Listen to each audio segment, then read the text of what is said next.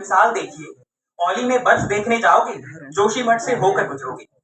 भारत चीन सीमा को संरक्षित करोगे, जोशीमठ में कैंट बनाओगे। केदारनाथ बद्रीनाथ के दर्शन करने जाओगे, जोशीमठ से होकर गुजरोगे। चार धाम सड़क चौड़ीकरण योजना के लिए जोशीमठ से होकर गुजरने की आवश्यकता है। बावजूद इसके उस मिसाल भरी भूमि पर आज तमाम आरोप प्रत्यारोप दिए जा रहे हैं।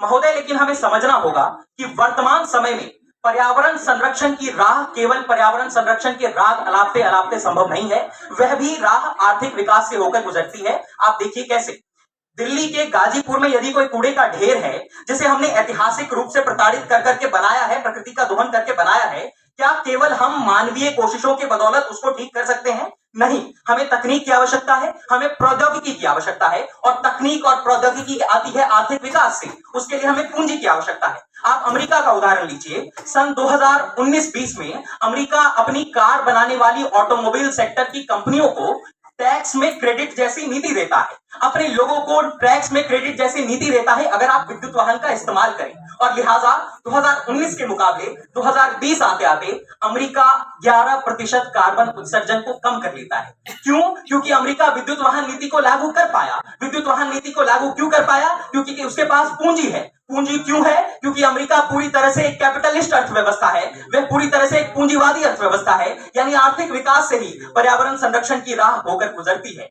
और भारत का हाल देखिए, आज भी हम दुनिया की तीसरी सबसे बड़ी बिजली उत्पादक हैं, लेकिन 2020 के कोयला मंत्रालय की रिपोर्ट के अनुसार 75% बिजली हम कोयले से उत्पादन करते हैं, जो कार्बन उत्सर्जन का एक बड़ा कारण है। क्यों? क्योंकि हमारे पास पूंजी नहीं है, हम आर्थिक विकास पूरी तरह से सरकारी तंत्र के से छूटा हुआ नहीं है, हम मिश्रित अर्थव्यवस्था हैं, पूंजी नहीं है, इसलिए हम पर्यावरण संरक्षण भी नहीं कर पा रहे हैं।